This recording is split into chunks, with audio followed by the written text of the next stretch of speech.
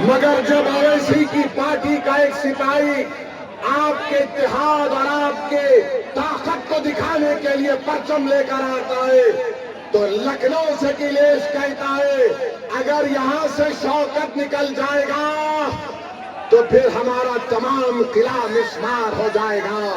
तो मैं आपसे अपील कर रहा हूं कि 4 साल में यासिर शाह का परिवार नहीं दिखा मटेरे में, आज मजलिस आई तो गांव गांव जा रही हमारी बहन, गांव गांव को जा रही है।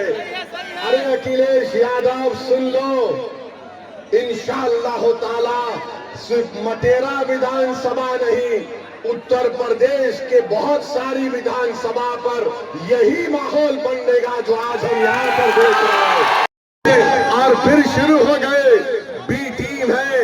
अरे सुन लो समाजवादी पार्टी के तमाम जिम्मेदारों, बताओ बंगाल को तुम गए थे अखिलेश दीदी की मदद करने के लिए और वहां पर लाइन लगाकर बीजेपी में शामिल हो रहे, तो क्या मैं आयतल कुर्सी पर कर उन पर फूका था कि तुम जाओ बीजेपी में? बेशर्मी की हद कर दिए। अरे कल तक जो कहते थे कि दिल में मदीना आंख में काबा, और बाबा बंगाल जाकर बोले कि बंगाल को काबा की जमीन नहीं बनने देंगे, अब बाबा के साथ बैठकर जिसने कहा था कि दिल में मदीना आंख में काबा, दोनों बैठकर चाय पी रहे हैं, दोनों बैठकर चाय पी रहे और गाली किसको दे रहे ओवैसी को? अरे मैं जानता था ये तमाम के तमाम कठपुतलियां हैं बीजेपी आरएसएस के,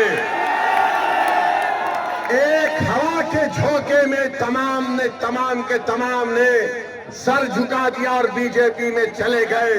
अरे तुमने हमारे विधायक को तोड़ा, बिहार में हम दोबारा जीत कर आए। मैं उत्तर प्रदेश की जनता से अपील कर रहा हूं, बहरेच और मटेरा की जनता से अपील कर रहा हूं, आप मजलिस का साथ दीजिए। हम मर जाना पसंद करेंगे मगर अपने ईमान और आपकी मोहब्बत का सौदा नहीं करेंगे के सामने। तो मेरे अजीज दोस्तों और बुजुर्गों, मैं आप तमाम से एक बात की इजाजत लेकर इस बात का ऐलान करना चाहता हूं कि आने वाले विधानसभा में क्या मैं शौकत अली को यहां से आपका कैंडिडेट घोषित करूं? क्या आपकी इजाजत है कि मैं शौकत अली को कैंडिडेट बनाऊं? क्या मैं इजाजत है आपकी? आप पूरा साथ देंगे तो लगाओ मेरे साथ नारा, नारे तकबीर, नारे तकबीर। आप तमाम की इजाजत की बुनियाद पर मैं जनाब शौकत अली को मटेरा विधानसभा के लिए मजलिस का उम्मीदवार का ऐलान करता हूं। अल्लाह उनको कामयाब और कामरान करे, अल्लाह उनको कामयाब और कामरान करे। और आपकी आवाज बनकर शौकत जाएगा, जब आप पुकारेंगे खादिम के तौर पर आएगा। यासिर शाह में गुरूर और तकब्बुर है, यासिर शाह ये समझता है कि मालिक है, मालिक तुम हो, शौकत तुम्हारा खादिम रहेगा इंशाअल्लाह। अब मालिक का दौर नहीं चलेगा, अब खादिम की खिदमत चलेगी इंशाअल्लाह। तो मेरे अजीज दोस्तों और बुजुर्गों, अगर मैं भारत के प्रधानमंत्री को कुछ ना बोलूं तो बाबा भी नाराज हो जाएंगे, अखिलेश भी नाराज हो जाएंगे। मगर कारनामे कोई और करता है। बताओ अखिलेश यादव जो ममता बनर्जी के 20 MP चले गए, क्यों गए वो? उनको कोई कुछ नहीं बोलता। और असदुद्दीन ओवैसी आपके हक के लिए, आपकी सियासी लीडरशिप के लिए आ रहा है, तो इन सबको डर लगता है। डरना पड़ेगा तुमको, आप डरना पड़ेगा, क्योंकि ये नौजवान अब जाग चुका है। इन नौजवानों ने ठान ली है कि इंशाअल्लाह ताला अब के बार उत्तर प्रदेश में इनके इत्तेहाद का एक इनकलाब बर्पा होगा, इनके इत्तेहाद से इनकी लीडरशिप पैदा होगी। इनकी मेहनत से इंशाअल्लाह ताला आपके नुमाइंदे उत्तर प्रदेश के विधानसभा में जाएंगे। और समाजवादी पार्टी के ये जो लोग हैं पिछले 20-25 साल से यहाँ पर यासिर शाह और उनकी फैमिली को आपने बड़ी वफादारी के साथ वोट दिया है। बताइए उन्होंने बहरेच और मटेरे में क्या काम किया? कुछ काम नहीं किया। आपने वफादारी से वोट दिया मगर इन्होंने कहीं पर भी एक अस्पताल नहीं बनाया। क्या मटेरा की विधानसभा में हमारी बेटियों का कॉलेज है? क्या मटेरा में अस्पताल है? क्या मटेरा विधानसभा में जो इलाके बुलबुल नवाज, मंगलपुरवा, गगड़ा, नरसिंगा डब्बा, यहाँ पर कोई रोड है या एम्बुलेंस चल सकती है? क्या इन सब चीजों को आप देख रहे हैं?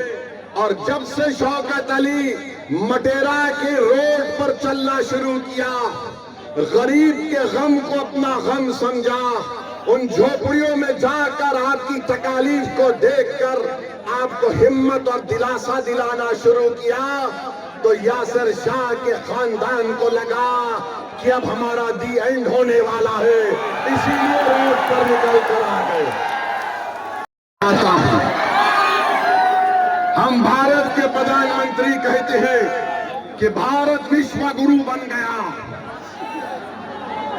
तो हम उनसे पूछना चाहते हैं कि आज ईरान और ओमान के दरमियान में समंदर पर हमारे कश्ती पर भारत के नागरिक पर जालिम डोनाल्ड ट्रंप ने मिसाइल दागकर हमारे 3 भारतीयों को जान से उनकी जान ले ली, उनको मार दिया। भारत के प्रधानमंत्री आपकी जबान पर डोनाल्ड ट्रंप का नाम क्यों नहीं आता? बताओ। 3 भारत के नागरिक मारे गए और हम डोनाल्ड ट्रंप ने जो हरकत की, मिसाइल मारकर हमारे 3 भारत के नागरिक को मार दिया, उसके नरेंद्र मोदी उसकी मजम्मत नहीं करते हैं। अरे एनकाउंटर करो, मारो मुल्ला को, दाढ़ी पकड़कर मारते हैं, घर में घुसते हैं, मदरसों को तोड़ते हैं। अरे तुम कैसे बहादुर हो? तुम तो बुज़दिल हो, बुज़दिल हो। 3 भारत के नागरिक मारे गए और 133 करोड़ जनता का प्रधानमंत्री उसका कंडेम तक नहीं कर सकता। और अफसोस की बात यह है कि एक हमारे सीफेरर की लाश 2 दिन से वहां पर रखी हुई है। उस कश्ती का कैप्टन वीडियो बनाकर हम तमाम से अपील कर रहा है कि बताओ इस देश के प्रधानमंत्री को इसकी लाश कम से कम उसके घर को पहुंचा दो, इसके घर को पहुंचा दो। बताओ मेरे अजीज दोस्तों और बुजुर्गों, सिर्फ ताकत आजमाते हैं मजलूमों पर, कमजोरों पर, मगर ट्रंप क्या तुम्हारे पप्पा है? एक जालिम है। ट्रंप पर कुछ नहीं बोला जाता। ऐसा लगता है कि मोदी जी से जब बोलेंगे अरे ट्रंप को बोलो, ट्रंप ही और नेतन्याहू ने मिलकर इस जंग का आगाज किया है। मेरे अजीज दोस्तों और बुजुर्गों, बहरहाल आप देख रहे हैं कि नरेंद्र मोदी के प्रधानमंत्री को बनकर 12 साल हो चुके हैं। कीमती आसमानों को छू रही है, गरीबों के गैस के सिलेंडर कम कर दिए गए, आज हम कर्जों में डूब रहे हैं। बहरहाल मेरे अजीज दोस्तों और बुजुर्गों, मैं यही चंद बातें आपके पास रखने के लिए आया हूं और इंशाअल्लाह ताला आता रहूंगा। यहां से आपकी इजाजत पर आपकी मंजूरी पर हमने शौकत अली को अपना कैंडिडेट का ऐलान किया और मैं आपसे वादा कर रहा हूं कि इंशाअल्लाह ताला मटेरे में, बहरेच में और पूरे उत्तर प्रदेश में हम अपनी इत्तेहाद की ताकत पर पूरा गेम बदल देंगे, पूरा गेम बदल देंगे इंशाअल्लाह ताला। और अपने सेल फोन की लाइट खोल कर दिखा दो कब के बार उत्तर प्रदेश में मजलिस का परचम लहराएगा इंशाअल्लाह ताला। पूरी सेल फोन की लाइट खोल कर बता दो, सारे उत्तर प्रदेश और भारत को मालूम हो जाए कि बुलडोजर से नहीं डरने वाले, हेलीकॉप्टर से नहीं डरने वाले, आई लव मोहम्मद बोलने से नहीं डरने वाले हम तमाम हैं। नारे तकबीर, अस्सलाम वालेकुम व रहमतुल्लाहि व बरकातहू। आराम से अपने घर को जाइए, सुकून से जाइए, अल्लाह आपको सलामत रखे। अस्सलाम वालेकुम। अस्सलाम वालेकुम व रहमतुल्लाहि व बरकातहू। मौजूद हाज़रीन इकराम, बुजुर्गान कौम और मिल्लत, मेरी इज़्ज़तदार माँ और बहनों, मयूर नौजवान साथियों, मैं आप तमाम का दिल की गहराइयों से शुक्रिया अदा करता हूँ कि बहरेच की सरजमीन और मटेरा विधानसभा में जो मजलिस इत्तेहादुल मुस्लिमीन का एक तारीखी जलसे आम हो रहा है, इसको आपने तारीखी बना दिया। हजारों की तादाद में यहाँ पर शिरकत करके मैं आप तमाम का शुक्रिया अदा करता हूँ कि आपने अपना कीमती वक्त निकाल कर तकालीफ को बर्दाश्त किया और आज आप यहाँ पर जमा हुए हैं। आप तमाम का मैं अपनी जानिब से और मजलिस इत्तेहादुल मुस्लिमीन की जानिब से शुक्रिया अदा करता हूँ। मंच पर बैठे हुए उत्तर प्रदेश के मजलिस इत्तेहादुल मुस्लिमीन के सदर मोहतरम जनाब शौकत अली साहब और उत्तर प्रदेश के तमाम जोन के जिम्मेदार, यहाँ के विधानसभा के इंचार्ज और तमाम मजलिस के अराकीन, मेरे अजीज दोस्तों और बुजुर्गों, मैं आपके सामने ये अर्ज करने के लिए आया हूँ कि जैसा कि आप जानते हैं, कोशिश करती आई है जहाँ पर कमजोरों की एक सियासी ताकत को मजबूत किया जाए। मेरी आपसे गुजारिश ये है कि आप जानते ये हैं कि अगर आप संविधान को पढ़ेंगे तो संविधान की दफा 37 को अगर हम पढ़ेंगे और संविधान का जो पहला पन्ना है, पहला सफा है, उसको अगर आप पढ़ेंगे तो उसमें लफ्ज इस्तेमाल हुआ इंसाफ का, जस्टिस का। अगर आप संविधान की दफा 37 को पढ़ेंगे तो उसमें बात आई है सियासी इंसाफ की। इसी सियासी इंसाफ की लड़ाई असदुद्दीन अवैसी और मजलिस इत्तेहादुल मुस्लिमीन लड़ रही है। अगर आप चाहते ये हैं कि जमीनी सतह से उत्तर प्रदेश में आपकी एक लीडरशिप बने, तो मेरी आप तमाम से गुजारिश है कि आने वाले विधानसभा में हम तमाम को मुत्तहिद होकर अपनी एक सियासी लीडरशिप को बनाना पड़ेगा। ये संविधान हमको इस बात की इजाजत देता है, वो संविधान जिसको बाबा साहिब अम्बेडकर ने बनाया, और बाबा साहिब अम्बेडकर ने संविधान के पहले पन्ने पर इंसाफ को लिखा। बाबा साहिब ने संविधान की आर्टिकल 37 में उसका जिक्र किया। यही लड़ाई आज शौकत अली की क़ियादत में उत्तर प्रदेश में मजलिस इत्तेहादुल मुस्लिमीन बरसों से लड़ती आ रही है। मेरे अजीज दोस्तों और बुजुर्गों, मैं आपको ये बताना जरूरी समझता हूँ कि अगर हम समाजी और माशी इंसाफ को हासिल करना चाहते हैं तो पहले सियासी इंसाफ होना चाहिए। आज आप जानते हैं कि जब तक हम अपने नुमाइंदों को कामयाब नहीं करेंगे जो उत्तर प्रदेश की विधानसभा में जाकर आपकी बेबाक आवाज बने, आपके मसाइल की तर्जुमानी कर सके, आपके लिए हक की लड़ाई लड़ सके। याद रखिए, कोई उठकर ये कह सकता है कि ओवैसी क्या तुम नहीं देखते कि उत्तर प्रदेश के विधानसभा में बड़ी बड़ी पार्टियों के मुसलमान और दलित विधायक जीत कर जाती हैं। मेरे अजीज दोस्तों और बुजुर्गों, मुझे यहाँ पर मान्यवर कांशीराम याद आते हैं। जब कांशीराम साहब से भी ये सवाल किया गया था तो मान्यवर कांशीराम ने कहा था ये जीत के जरूर जाती हैं मगर ये चमचों का रोल अदा करते हैं। तो मैं आपसे अपील कर रहा हूं कि आप मुत्तहदा तौर पर अपने वोट का सही इस्तेमाल अपनी एक सियासी लीडरशिप को मजबूत करने के लिए कीजिए। यकीनन इंशाअल्लाह ताला हमारी भी कोशिश होगी कि दोबारा यहाँ पर बीजेपी की सरकार उत्तर प्रदेश में ना बने, मगर याद रखिए, इस बात को याद रखिए कि ये जिम्मेदारी सिर्फ मुस्लिम अक़लियत के कंधों पर रखी नहीं जा सकती है। अगर कोई बीजेपी को रोकना चाहता है, अगर कोई दोबारा बीजेपी को सत्ता में आने को रोकने की ये कोशिश करता है, तो मैं यहाँ पर खड़े होकर कह रहा हूँ कि मजलिस इत्तेहादुल मुस्लिमीन उनका साथ देने के लिए तैयार है।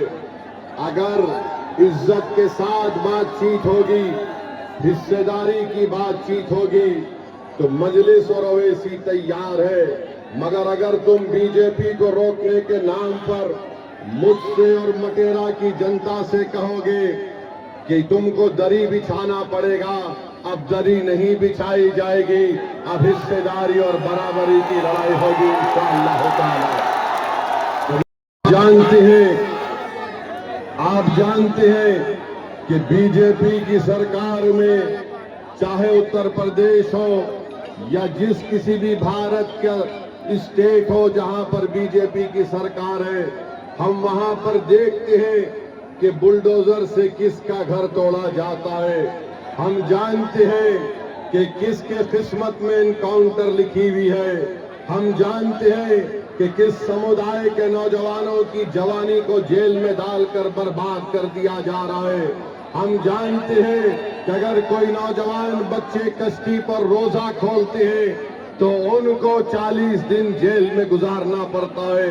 मेरे अजीज दोस्तों और बुजुर्गों, यही नाइंसाफी के खिलाफ मजलिस और ओवैसी लड़ती है। इसीलिए आज हम पर इल्जाम लगा दिया जाता है। अरे इल्जाम लगाने वालों, तुम जितना इल्जाम लगा सकते लगा लो, मगर हम अपनी लड़ाई से पीछे हटने वाले नहीं हैं।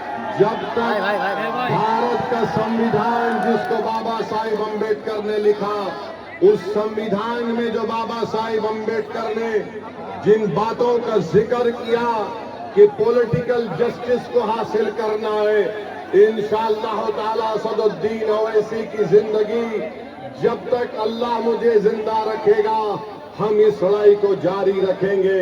और मैं आपको बताना चाह रहा हूं कि यहाँ पर उत्तर प्रदेश में आप देखते हैं कि एनकाउंटर के नाम पर कई मासूम लोगों को तकलीफ दी जाती है। मीडिया ने रिपोर्ट किया कि 17,000 एनकाउंटर हुए। बताइए, संविधान रूल ऑफ लॉ की बात करता है, संविधान रूल बाय गन की बात नहीं करता। संविधान के बरखिलाफ अगर कोई काम करता है तो ये अनकॉन्स्टिट्यूशनल है। ये मैं नहीं बल्कि सुप्रीम कोर्ट के जज ने कहा कि उत्तर प्रदेश में समानता व्यवस्था है। इलाहाबाद हाई कोर्ट के जज जनाब विनोद साहब ने बात कही है। 19 मार्च को मंसूर अहमद को पकड़ लिया गया, पुलिस कस्टडी में रखकर जुल्म किया गया, NSA लगा दिया गया। इलाहाबाद हाई कोर्ट ने फैसला दिया कि मंसूर अहमद को 2 लाख रुपए पुलिस के उस ओहदेदार को देना पड़ेगा। उत्तर प्रदेश के मुख्यमंत्री को मैं थोड़ा बताना चाह रहा हूं कि वो बार बार हर चीज में कहते हैं कि माता है। उत्तर प्रदेश के मुख्यमंत्री, मैं आपको बताना चाह रहा हूं, शायद आप पढ़ना लिखना नहीं जानते हैं। संविधान की दफा 48 को उठाकर पढ़ लीजिए मुख्यमंत्री। वो क्या कहती है संविधान की दफा 48? राष्ट्रीय कामधेनु आयोग, राष्ट्रीय गोकुल मिशन क्या है? अगर ये सब है तो फिर अगर आप जो बात कह रहे हैं तो क्या बीजेपी के लोग जो सत्ता में वो इंसान नहीं है, क्या बायोलॉजिकल है? मेरे अजीज दोस्तों और बुजुर्गों, जो मुस्लिम अकलियत को निशाना बनाते हैं, मैं उनसे पूछना चाह रहा हूं, क्या उत्तर प्रदेश पूरे भारत का सबसे बड़ा बीफ का एक्सपोर्टर नहीं बन गया? 40 से 60% बीफ का एक्सपोर्ट उत्तर प्रदेश से होता है और मुख्यमंत्री इस पर खामोश हो जाते हैं। मैं आपको बताते हुए तकलीफ महसूस करता हूं कि संभल में मुस्तफा कादरी मस्जिद को गवर्नमेंट की जमीन कहकर शहीद कर दिया गया और वहीं पर वाराणसी में असगैर शाहिद मस्जिद को शहीद कर दिया गया रेलवे लाइन कहकर। और उत्तर प्रदेश में संभल की मस्जिद को जब तोड़ दिया गया तो मस्जिद से पुलिस ने बताया कि वहां से पोस्टर निकले जिस पर लिखा हुआ था आई लव मोहम्मद। मैं बताना चाह रहा हूं कि दुनिया के जितने मुसलमान हैं उन तमाम का ईमान यह है कि हम मोहम्मद सल्लल्लाहु अलैहि वसल्लम से मोहब्बत करने वाले हैं। हमारा ईमान ही मुकम्मल नहीं होता जब तक हम मोहम्मद सल्लल्लाहु अलैहि वसल्लम से मोहब्बत नहीं करते हैं। अगर कोई उत्तर प्रदेश की सरकार ये समझ रही है कि पोस्टर दिखाकर आई लव मोहम्मद के दिखाकर आप उत्तर प्रदेश या भारत के मुसलमानों से मोहम्मद सल्लल्लाहु अलैहि वसल्लम की मोहब्बत को कम कर सकते, हम मर जाएंगे मगर हमारे मरते वक्त ही हमारी जबान पर होगा अशहदु अल्ला इलाहा इल्लल्लाह व अशहदु अन्ना मुहम्मद रसूलुल्लाह। अरे पोस्टर दिखाने से मोहब्बत कम नहीं होगी। तुमने हम पर एक बहुत बड़ा एहसान कर दिया। जिन पुलिस के अहदेदारों ने मोहम्मद आई लव मोहम्मद का पोस्टर दिखा दिया, हम पुकार कर कहेंगे कि अल्लाह तू गवाह और शाहिद रहना कि हमारे तेरे घर से हमने तेरे हबीब मोहम्मद सल्लल्लाहु अलैहि वसल्लम के मोहब्बत का जिक्र किया। अरे क्या करना चाहते हो तुम लोग? भारत के संविधान में आर्टिकल 25 फ्रीडम ऑफ रिलीजन है, मुझे अपने मजहब का बोलने की आजादी है। कि मैं मुसलमान इसलिए क्योंकि मोहम्मद इस्लाम सिखाया। तो ये जुल्म हो रहा है मेरे अजीज दोस्तों और बुजुर्गों, मेरे अजीज दोस्तों और बुजुर्गों। फिर आप जानते हैं कि आए दिन कई ना कई वाकयात होते हैं। मैंने 2 दिन पहले उत्तर प्रदेश के मुख्यमंत्री का एक वीडियो देखा जिसमें उत्तर प्रदेश के मुख्यमंत्री ने कहा कि बेटी सबकी होती है, चाहे किसी समाजवादी पार्टी के नेता की क्यों ना हो।